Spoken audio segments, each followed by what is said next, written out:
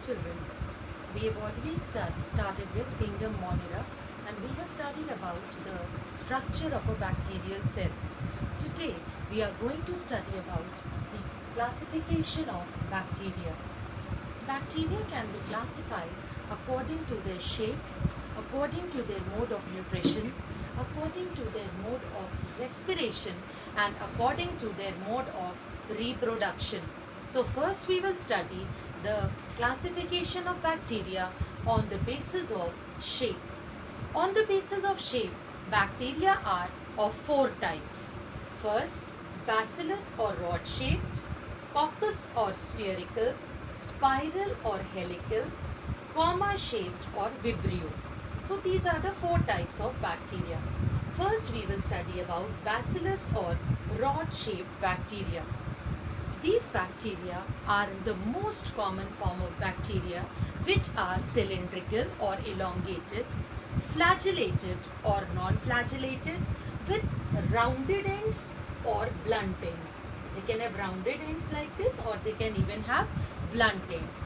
Their size ranges from 0.1 millimicrons to 0.5 millimicrons in diameter. Then we come to coccus or spherical bacteria. These bacteria are spherical or ellipsoidal in shape. They do not have flagella at all. That is, they lack flagella. They are non-motile and their size ranges from 0.5 to 1.25 millimicrons in diameter. They may occur in singly, Micrococcus. They may occur in pairs, Diplococcus, or they may occur in the form of long chains, Streptococcus, or in groups, Staphylococcus. Then we come to the next type, that is spiral or helical bacteria. These spiral shaped or helical bacteria occur, they have got a single or a double flagellum at end. They may have flagella at one end, or they may have flagella at both the ends. These are larger than the other bacteria, elongated 1.5 millimicrons in diameter, and have one or more flagella at each end. So that is the spiral or helical bacteria. Then we come to the comma-shaped bacteria or vibrio. This comma-shaped bacteria, you know, is the causative agent of cholera, and the vector of this cholera is a housefly. This comma-shaped bacteria bears a single flagellum at one end, at its tip, and it is about 10 millimicrons in diameter and 1.5 to 1.7 millimicrons in width. So, on the basis of shape, bacteria can be of these four types. Now, classification on the basis of nutrition. Depending upon what type of food they eat.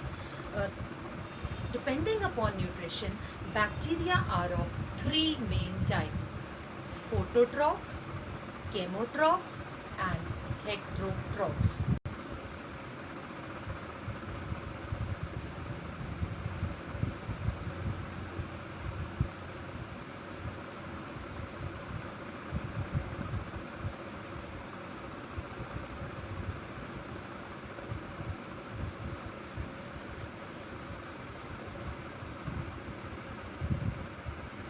On the basis of nutrition, we can classify bacteria into phototrophs, chemotrophs, and heterotrophs.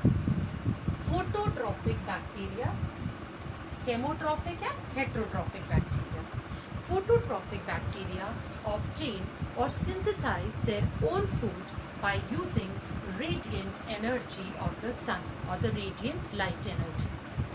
The chemoautotrophs, as the name tells you, obtain energy by oxidizing chemical compounds.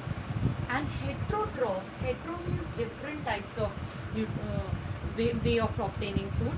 Heterotrophs cannot synthesize their food, so they require organic compounds. So now we will study about the different types of phototrophs, or you also call them photoautotrophic bacteria.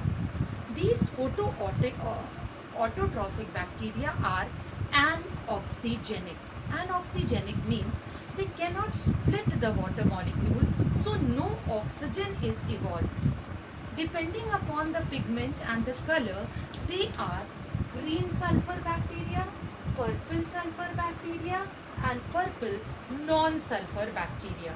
So first we come to green sulfur bacteria. These green sulfur bacteria are non-motile. They are rod-shaped bacteria, and the most common example is chlorobium. Okay, they are non-motile, rod-shaped bacteria, and the most common example is chlorobium. They use hydrogen sulfide or reduced sulfur compounds as electron donors. When we come to purple sulfur bacteria, example Chromacium. The purple sulfur bacteria, the pigment for photosynthesis which they contain is bacteriochlorophyll, and they use hydrogen sulfide or other reduced sulfur compounds for obtaining their energy or food. Next is the purple non-sulfur bacteria, example Rhodospirillum. These non-sulfur purple bacteria are motile. They can move about.